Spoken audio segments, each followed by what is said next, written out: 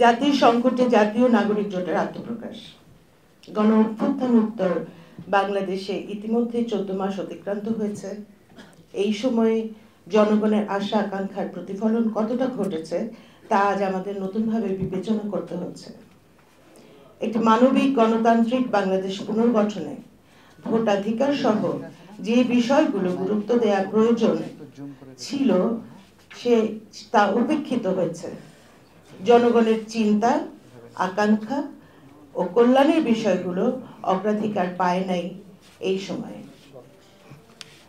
অন্তর্বর্তী সরকারের পাশাপাশি কিছু রাজনৈতিক দল সাম্রাজ্যবাদী ও বৈদেশিক শক্তির প্রতি নতজানু আচরণ দেশের সার্বভৌমত্ব ও জাতীয় নিরাপত্তাকে সংকটে ফেলেছে, যার প্রতিফলন ঘটেছে বিভিন্ন বৈদেশিক চুক্তি ও সমঝোতায় বাংলাদেশের স্বার্থ উপেক্ষিত হচ্ছে। এই প্রেক্ষাপটে নাগরিক সমাজের প্রতিনিধি, রাজনৈতিক কর্মী, সামাজিক ব্যক্তিত্ব ও বিভিন্ন সংগঠনের সমন্বয়ে জাতীয় নাগরিক জোট গঠনের উদ্যোগ নেওয়া হয়েছে।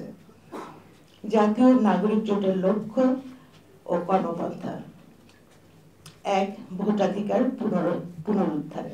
আগামী ফেব্রুয়ারিতে অন্তর্বর্তী সরকারের ঘোষিত নির্বাচনের সুষ্ঠু, অবাধ ও নিরপেক্ষ আয়োজন নিশ্চিত করতে জাতীয় নাগরিক জোট একটি গণচাপ সৃষ্টি করবে। জনগণের নির্বাচিত সরকার গঠনের লক্ষ্যে নির্বাচন আয়োজনের নির্দিষ্ট সময়সূচি ঘোষণা করতে হবে। জাতীয় নাগরিক জোট সকল শ্রেণীমতের মানুষের ভোটাধিকার ও প্রার্থীদের লেভেল প্লেইং ফিল্ড নিশ্চিত করতে ঐক্যবদ্ধভাবে মাঠে নামার জন্য বাংলাদেশের জনতাকে আহ্বান করছে।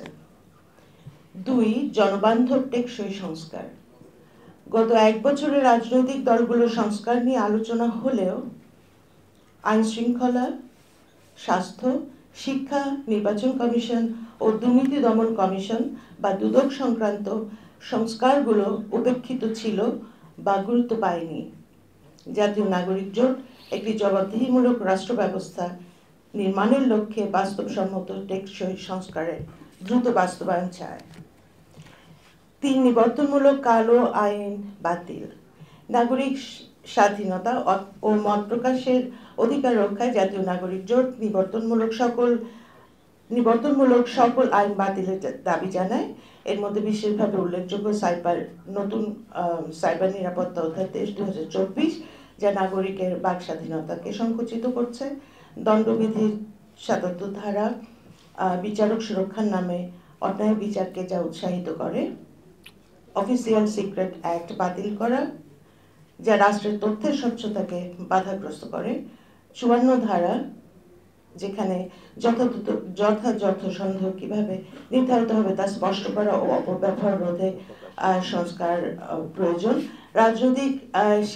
একই সঙ্গে রাজনৈতিক দলগুলোর নিবন্ধনের ক্ষেত্রে যে কালো আইন বা কালাকানুনগুলো আছে সেগুলো বাতিল সহ নাগরিক জোট সকল শ্রেণীমতের নাগরিকের ভোটাধিকার নিশ্চিতের লড়াইয়ে পাশাপাশি গুণগত সংস্কার, নিবর্তনমূলক কালো আইন বাতিলের জন্য কাজ করবে।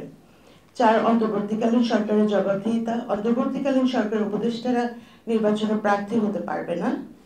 উপদেষ্টাদের কাজের জবাবদিহিতা এবং সম্পদের হিসাব দিতে হবে এবং নির্বাচনকালীন সময়ে উপদেষ্টাদের নিরপেক্ষ আচরণের নীতিমালা প্রকাশ করতে হবে।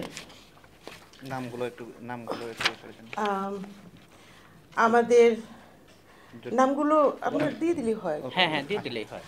আমাদের সঙ্গে প্রায় 20টিরও বেশি সামাজিক, রাজনৈতিক এবং অধিকার নিয়ে কাজ করেন এমন সংগঠনের প্রতিনিধিরা এবং সদস্যরা আছেন। আজকে মাত্র আত্মপ্রকাশের দিন। আমি শুধু ছোট করে একটা কথা বলবো যে কেন আত্মপ্রকাশ, কেন না